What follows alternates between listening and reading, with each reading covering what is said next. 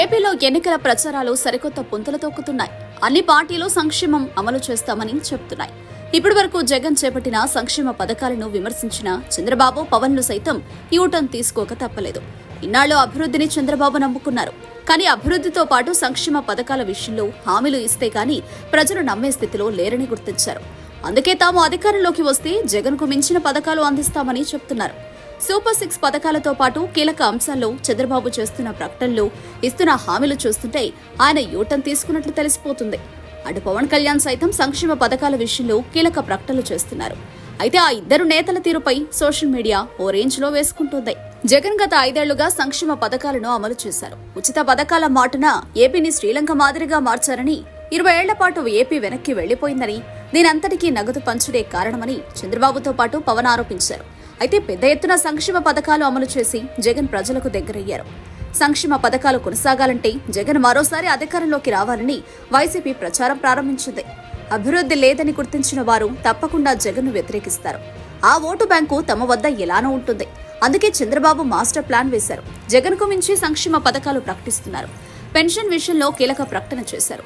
తాము అధికారంలోకి వస్తే పెన్షన్ మొత్తాన్ని 4,000కు పెంచుతామని, బీసీలైతే 50 సంవత్సరాలకే పెన్షన్ తీసుకుంటారని, అది కూడా ఏప్రిల్, మే, జూన్ పెన్షన్లతో కలిపి ఇస్తామని చంద్రబాబు ప్రకటించారు.